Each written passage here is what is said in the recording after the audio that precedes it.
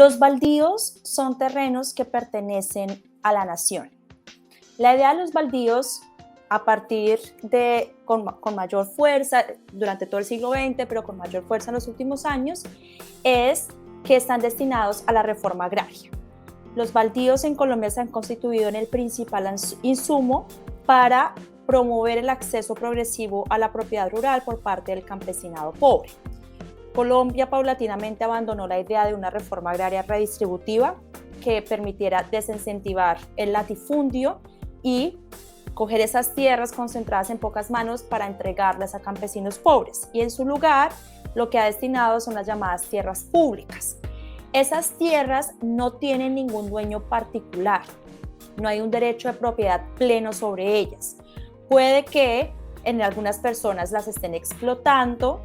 incluso vivan en ellas, pero nunca hubo una decisión explícita del Estado de entregar la propiedad sobre esa tierra a una persona en particular. Algunos de esos predios hoy están en manos de personas que no son sujetos de reforma agraria, ya sea porque a través de distintas figuras lograron acumular esas tierras a su favor sin cumplir los requisitos de la reforma agraria. Otros de esos predios están siendo explotados y habitados de facto por sujetos de reforma agraria, potenciales sujetos de reforma agraria, como campesinado pobre. Algunos de ellos también están habitados ancestralmente por pueblos indígenas y por comunidades afrodescendientes. El papel central de los baldíos es, como lo decía, lograr la reforma agraria, lograr una mayor equidad, una mayor igualdad en la distribución de las tierras, que el campesinado pobre y los sujetos de reforma agraria puedan tener propiedad sobre ellos para que luego puedan ser insertados al mercado de tierras. Uno de los mayores obstáculos para ingresar al mercado de tierras es la falta de títulos claros de propiedad sobre esos terrenos, porque de ahí depende, por ejemplo, el acceso a infraestructura, el acceso a créditos y toda la oferta estatal que permite que los predios se muevan dentro del mercado de tierras y que estén produciendo dentro de ese mercado.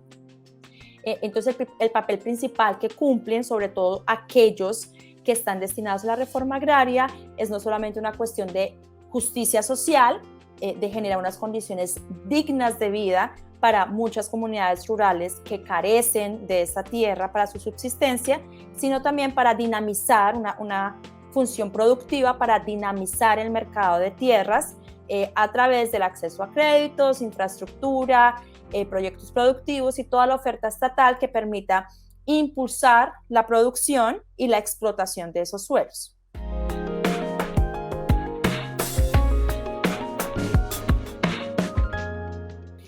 Eso va a depender de varios factores y ahí quisiera complementar un poco la pregunta en el sentido de los baldíos aparecen como protagonistas no solo para reformas e impulsar política educativa en algunos sectores en Colombia, sino también para la misma reforma agraria que el entrante gobierno de Gustavo Petro y Francia Márquez impulsaría y que por años vienen demandando los movimientos rurales. Y para el caso específico de educación, pues pasa por la gran pregunta, primero, de clarificar esos posibles terrenos, si tienen la naturaleza de baldíos, y segundo, si esos predios no estarían destinados a la reforma agraria, porque recordemos que los baldíos tienen unos fines específicos, algunos tienen fines ambientales para proteger zonas ambientalmente protegidas, otros tienen fines de justicia social y otros podrían ser usados en estos casos para temas, por ejemplo, de educación e impulsar la construcción de escuelas. Las expropiaciones es una figura que existe en el derecho colombiano desde la reforma de la Ley 200 de 1936. Y luego es una figura que ha sido desarrollada, fue confirmada en la Constitución del 91 y luego ha sido desarrollada por las leyes subsecuentes como la Ley 160 de 1994, que es la que rige actualmente en materia agraria. La expropiación ocurre en unos casos muy específicos y básicamente hay lugar a expropiación cuando la autoridad agraria constata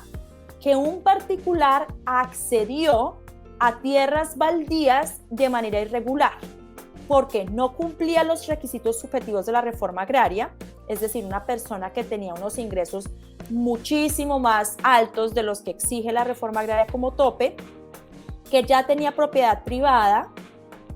que además accedió a tierras que exceden la UAF, la Unidad Agrícola Familiar. En esos casos, la acumulación de tierras o el acceso a esos baldíos nunca tuvo que ocurrir, porque los baldíos están destinados principalmente a la reforma agraria. Cuando la autoridad agraria identifica ese tipo de casos, tiene entonces la facultad que existe desde 1936 para reversar esos títulos, recuperar esa tierra y que esa tierra la puedan entregar a sus legítimos destinatarios, es decir, el campesinado pobre.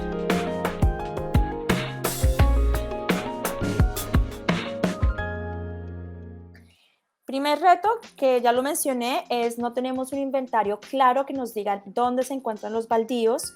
si alguien hoy los está ocupando, bajo qué condiciones los están ocupando y en qué extensiones. Ese ejercicio lo han tratado de hacer las distintas entidades encargadas de la gobernanza de la tierra, como la Agencia Nacional de Tierras, el IGAC, la UPRA, pero aún no tenemos un universo de datos y para eso va a ser importante el catastro multipropósito,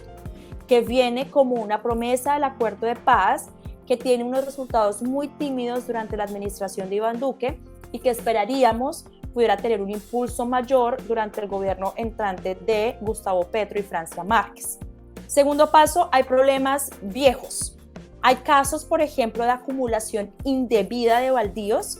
que ocurrieron en los 70s, en los 80s y aún no han sido resueltos por parte de la autoridad agraria. Algunos de esos casos incluso llegaron al Consejo de Estado y aún no han sido resueltos a pesar de que han pasado años.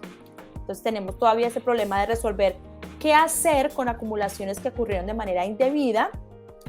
y que nos están generando una fuga de baldíos. Los baldíos son pocos, son limitados y si están quedando en manos de quienes no son sus legítimos destinatarios, pues los objetivos de la reforma agraria quedan truncados. Otro de los retos que tenemos específicos es la acumulación de procesos y la falta de resolver solicitudes de adjudicación en la Agencia Nacional de Tierras. Y un último desafío que quisiera resaltar, porque es un tema que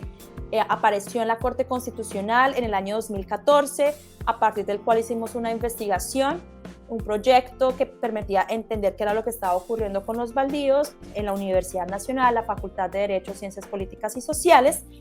y es el tema de las prescripciones de dominio sobre baldíos. Básicamente, estas son sentencias de jueces civiles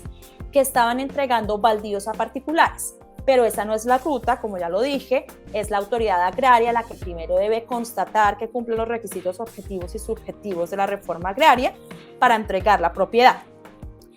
Estos jueces, a través de estas sentencias, han facilitado que en algunas ocasiones personas que no cumplían con los requisitos de la reforma agraria se queden con los baldíos y en unas cantidades que sobrepasan significativamente los límites de la unidad agrícola familiar. Esos casos es necesario identificar el universo de sentencias que ocurrieron en todos los municipios del país y establecer una ruta de acción para determinar aquellos casos que generaron efectos de acumulación, cómo vamos a recuperar esas tierras para que alimenten el fondo de tierras y lleguen a los campesinos y cómo resolverles los títulos de propiedad a quienes cumplían los requisitos de la reforma agraria, llegaron a esas tierras a través de una vía que no era la indicada, pero que no pueden quedar en la inseguridad sobre la propiedad de sus predios.